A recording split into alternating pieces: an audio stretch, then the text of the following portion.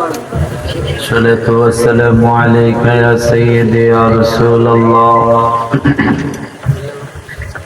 الصلاة والسلام عليك يا سيدي يا حبيب الله. الصلاة والسلام عليك يا سيدي يا شافع المذنبين. الصلاة والسلام عليك يا سيدي يا سيدي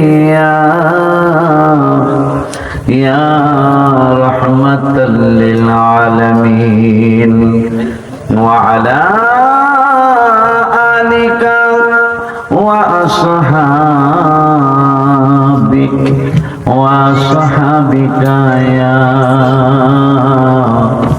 يا رحمة للعالمين. أعوذ بالله من الشيطان الرجيم. بسم الله الرحمن الرحيم. الذين آتيناهم الكتاب يعرفونه كما يعرفون أبناءهم الذين خسروا أنفسهم فهم لا يؤمنون. وأيضا قال بسم الله الرحمن الرحيم. قل أرأيتم إن جعل الله عليكم الليل سرمدا إلى يوم القيامة من إله غير الله يأتيكم بضياء أفلا تسمعون. صدق الله العلي العظيم وصدق رسوله النبي الحبيب الكريم ونحن على ذلك من الشاهدين والشاكرين. ربنا تقبل منا إنك أنت السميع العليم. في شان حبيبه صلى الله عليه وسلم. إن الله وملائكته يصلون على النبي يا أيها الذين آمنوا صلوا عليه وسلموا تسليما. اللهم جري صل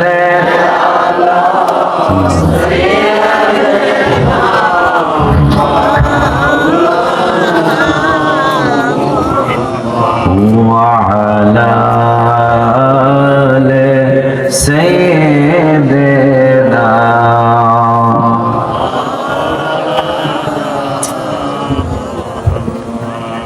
কবর যেদিন। আচ্ছা, একটা প্রশ্ন আপনাদের কাছে। আমাদের দেশের অনেকগুলা মানুষ মরে নাই, আমাদের দেশের মানুষ মরেনি, সব মরে মরে আসলে মরে। ছোট মানুষ মরে, বুড়া জোয়ান যারা এখন মরে না, সবাই মরে।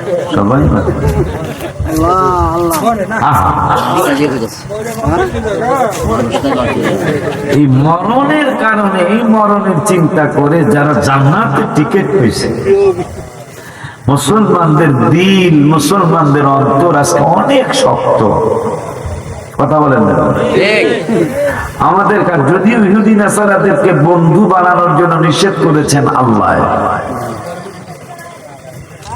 যদি ইহুদি নাসারাদেরকে মুসলমান বন্ধু না বানাইতাছে কি ফিলিস্তিনের ভাইদেরকে এভাবে কষ্ট দিতে পারে?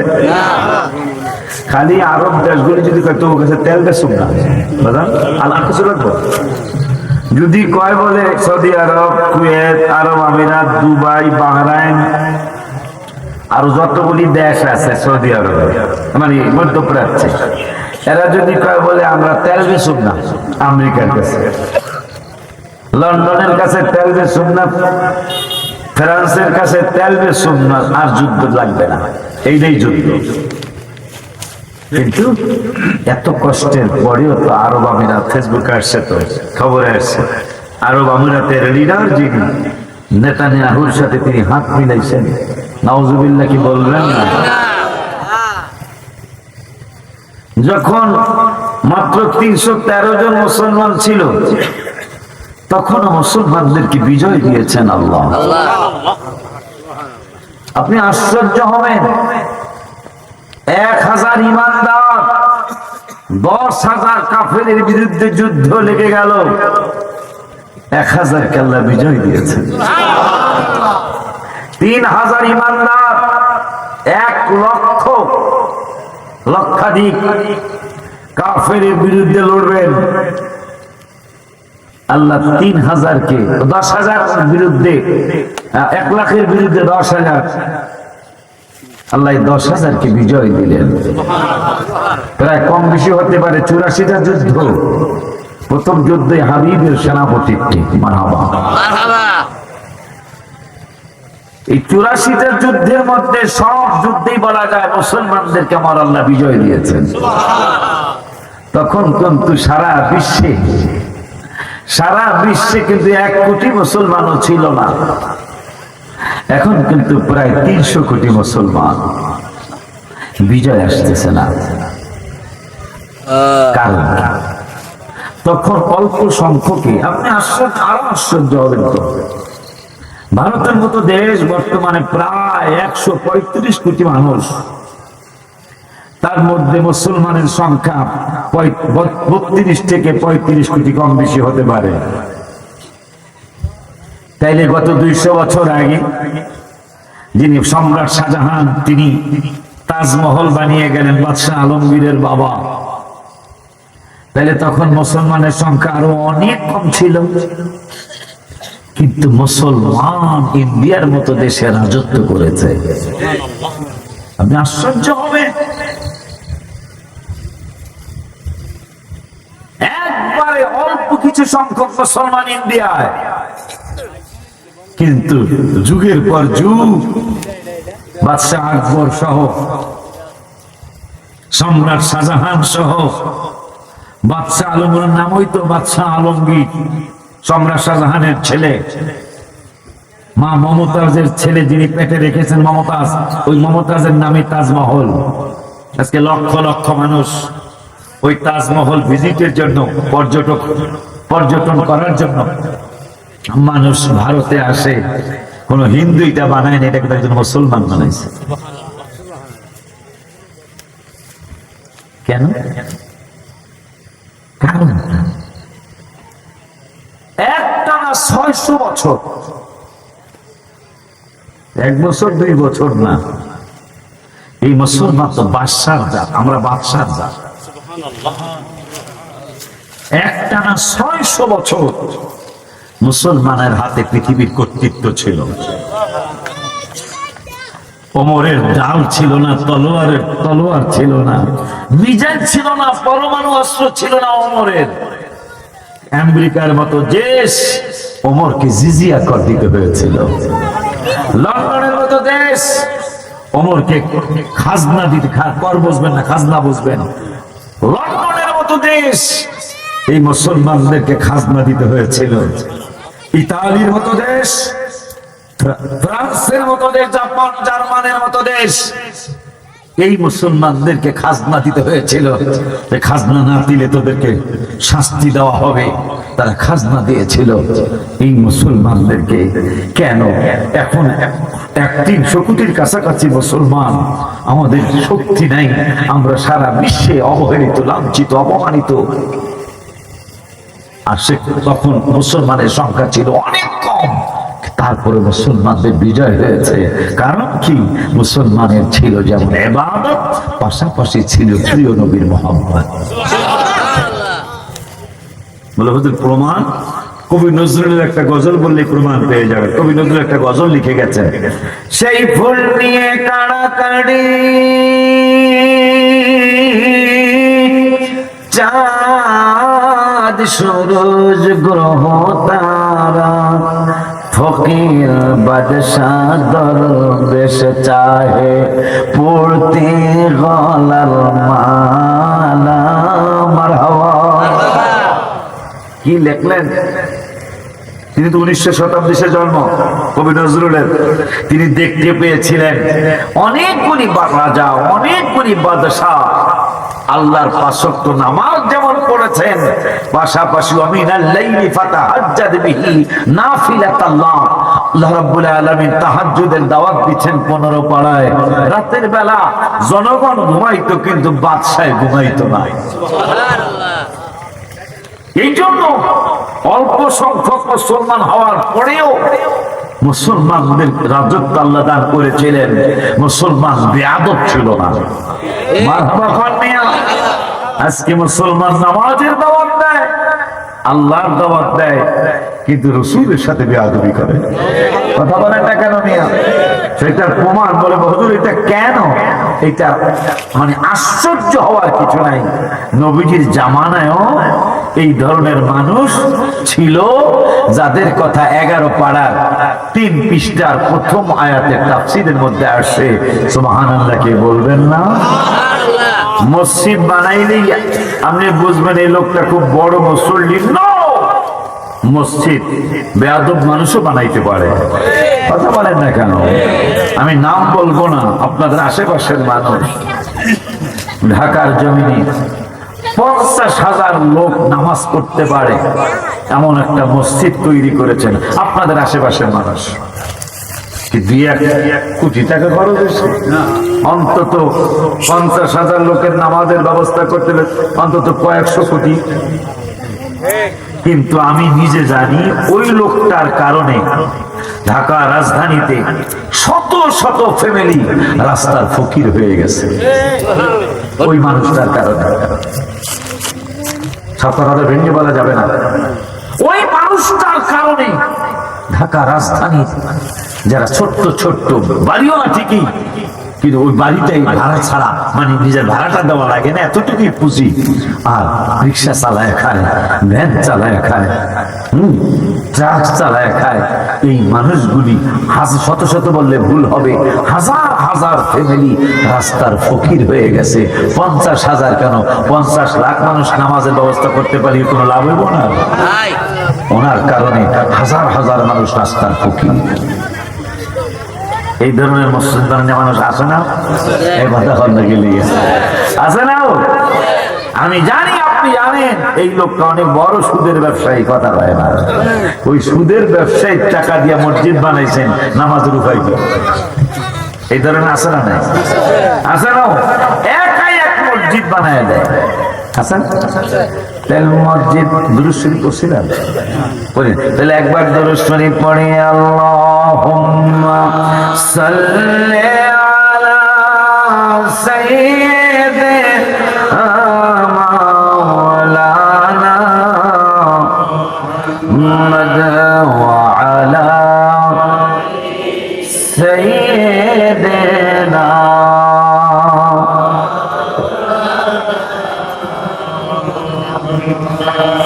মসজিদের ইতিহাস বললে আপনারা আশ্চর্য হয়ে যাবেন। মসজিদ এখনই বানায় না, সেই পূর্বে নবীজির জামানায় আলাদা মসজিদ বানানো হয়েছিল। মসজিদের নাম হলো মসজিদে জেরার। নাম কি? ওয়াল্লাযীনা ইত্তাখাযু মাসজিদান জিরারা। সুবহানাল্লাহ।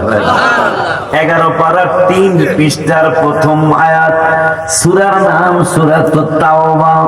রব্বুল আলামিন একটা মসজিদের ইতিহাস বললেন, একটা মসজিদের ইতিহাস কোরআনুল কারীমে আমাদেরকে জানিয়ে গেলেন, আমাদেরকে রব্বুল আলামিন জানিয়ে দিলেন। মসজিদ বানায় বানাইলেই তাকে তুমি আল্লাহর ওলি মনে করতে পারবা না, মসজিদ বানাইলেই সে অনেক সুফি মানুষ এইটা বলতে পারবা না, মসজিদ বানাই দিলেই তাকে অনেক ভালো মুসলমান এইটা বলতে পারবা না।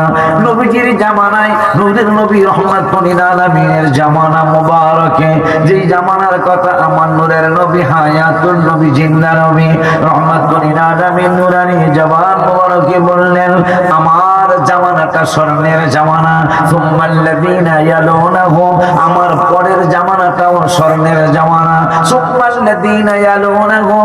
ইমাম আবু হানিফা যেই জামানায় জন্মগ্রহণ করেছে, নবীজি বললেন এই জামানাটাও স্বর্ণের জামানা।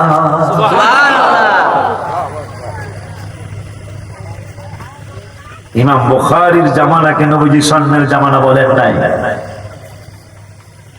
ইমাম বুখারী অনেক বড় ওলি আল্লাহ, কোনো সন্দেহ নেই, অনেক বড় ওলি আল্লাহ।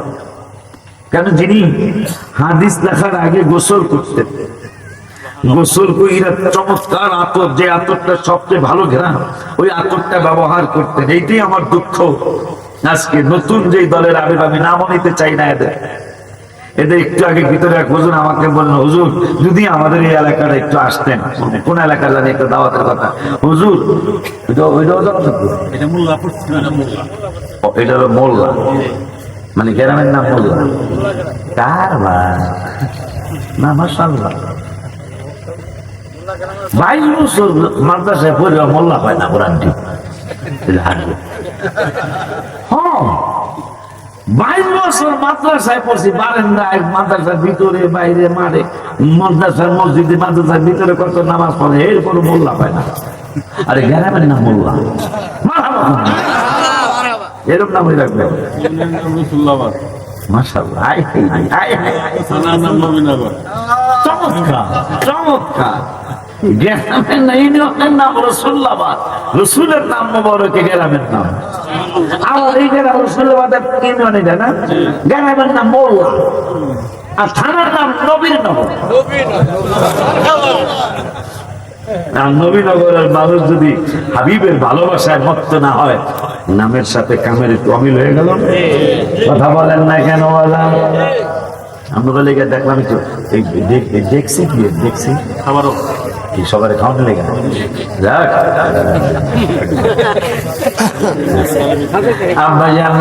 আব্বা আমি তোমাদের অনেক দিনের পরের মেহমান, অনেকদিন আগে জগন্নাথপুর একবার আমি আসছি, অনেকদিন আগে আসছি। আমার জাহাঙ্গীরের দাওয়াত ছিল 17 হলে তো 8 বছর হয়ে গেছে, 8 বছর আগে একবার আসছিলাম। এখন আবার তোমাদের গ্রামে আসছি, কিন্তু আমি এখন আগের মতো সুস্থ না। আল্লাহ তারপর আনছে ওই পাগলা, যার ঘরে বসলাম, খাইলাম, এখানে বেশি পাগলা, মানে হ্যাঁ আমার অনেক বেশি ভালোবাসা। হ্যাঁ নিয়ম আমার মরে গেলে বলে দুঃখ নেই, আল্লাহ জানে, কি আগে জানে। আল্লাহ যেহেতু আমার আশায় দেখলাম মরে গেল, দুঃখ নেই বলে আলহামদুলিল্লাহ। এখন আমিও আইছি, কারণ উষা নিশা চিন্তা অনেকে হয়তো করে। আমি এইটা যেদিন মাহফিল বন্ধ করে দেবো এটা আবার আলাদা কথা, কিন্তু মাহফিল এই মাঠে আল্লাহ যতদিন রাখে ততদিন এই চিন্তা অন্তত মনে হয় আমার ব্যাপারে কেউ বলতে পারবেন না যে আমি এই সমস্ত চিন্তা করেছি, আমি এখানে কেমনে যাই, এখানে কেন যাব, এই চিন্তা আমি করছি, এইটা মনে হয় শোনেন নাই কেউ। তা আমি যাই হোক, মাওলানা জাহাঙ্গীর যেহেতু গেছে, মনে করছি না জানি তখন চাকা না খা কথা না। তা আয়া দেখি আমি নাম তো বর্দিয়া নামও লাগতেছে, ওর তো বর্দিয়া ওজন লাগতেছে, কারণ আমার পাও সমস্যা। আমার যারা পুরান শ্রোতা তারা তো জানেন, আমার 8 মাস 9 মাস কিন্তু আমি পাও এভাবে রেখেছিলাম। আজকে আল্লাহ আমাকে আপনাদের দোয়ায় 100% না হইলো 100%-এর কাছাকাছি আল্লাহ দিলে ভালো হয়ে গেছি আলহামদুলিল্লাহ। আল্লাহ আব্বা জানলে আমার আস্তে আস্তে তবে আসো বাবা, অনেকদিন পর আমি আসছি, আমার একটু দোয়া করে দিয়ে যাও। আমি দোয়ার কারণ জানি, দোয়া তো বন্ধ হয়ে যাইতেছে, তাই না রে বাজার? দোয়া বন্ধ হয়ে যাইতেছে, অথচ হাদিস শরীফ আর দুআউ মুখল ইবাদ। আচ্ছা মগজ ছাড়া মাথার কোন দাম হইব? মানে মাথার মধ্যে মগজ নাই, এটা কিরকম হইতে কথা বল না, বাঁচবই তো না, বাঁচবো মগজ ছাড়া বাঁচবো? মগজ ছাড়া বাঁচবো না। নবীজি বুঝে গেলেন দোয়া বন্ধ কোনদিন করবি না, কারণ দোয়া হইল ইবাদতের মগজ, দোয়া হইল ইবাদতের সার, দোয়া হইল ইবাদতের মূল। দেখেন কারবারটা, আমার নবী এই কথা কিন্তু আমার বাজানে বলে নাই, এই কথা যেই বাজান আমারে দাওয়াত দিয়ে আসে এই বাজানে বলেন নাই। আমার আগে মাওলানা জাহাঙ্গীর বাবা ওয়াজ করলো, মাওলানা জাহাঙ্গীর বলেন নাই, আপনাদের এলাকার মাদুর সর্দার বাজাররা বলেন নাই।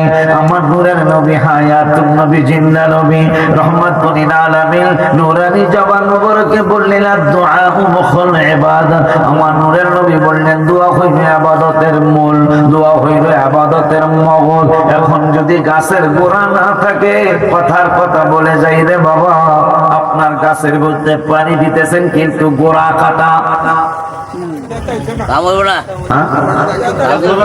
মানে গাছ গোড়া কাটতে গেছে কিন্তু আপনি দেখেন নাই, আপনি ইচ্ছা মতো পানি দিতেছেন। একবার আনেন কলের পানি, একবার আনেন ঠান্ডা পানি, একবার আনেন বিলের যেগুলা এই যে ধান হয়, এটা কি কয় প্রজেক্টের পানি, নাকি পানি? হ্যাঁ, প্রজেক্টের পানি। কিন্তু গাছে কয় আমি আর দাঁড়াই থাকতাম না, কেন? গোড়া শেষ, কথা কয় না। কোন জায়গায় তারা হাত দিয়েছে? নবীজি বললেন দোয়া হইল ইবাদতের মূল। এখন মূল বাদ দিয়া তারা শাখার মধ্যে পানি দিতেছে। ইবাদত করাই লাগবে, ইবাদত ছাড়া কোনো ফকিরি নাই, নামাজ ছাড়া কোনো পীর নাই। আম্মা জানানি নামাজ ছাড়া ইবাদত ছাড়া কোনো পীর হতে পারে না, কিন্তু আমাদের দেশে তো এই ধরনের পীরের অভাবই নাই। নাউজুবিল্লাহ, আস্তে করে যাই তো, জোরে বল, আছে না এরকম? আবার মুরিদের কথা, আমার কাছে মুরিদ জল হইস, নামাজ যদি বরণ লাগে না, মুরিদ হইস কা আছে না?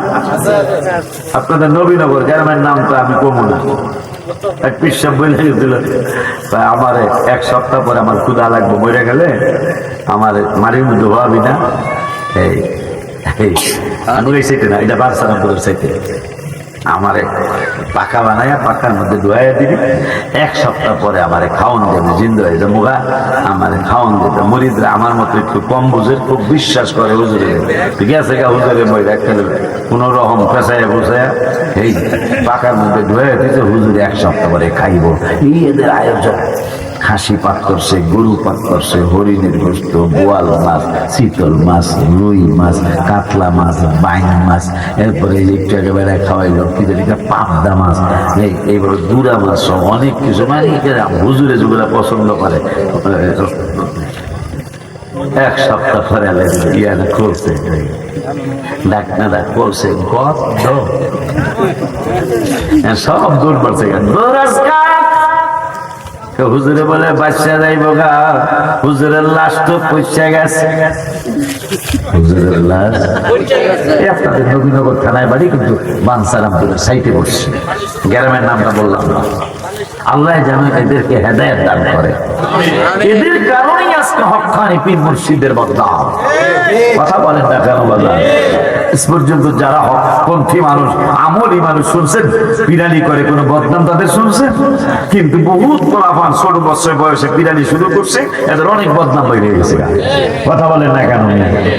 আমি কিন্তু আপনাদের নবীনগরে আজকে আসি না, এই আপনাদের নদী বই পারে গাছতলা দরবার শরীফ, আপনাদের বিটগড়, নবীনগরে বিটগড় বদ্র গাছ আছে বাজারে।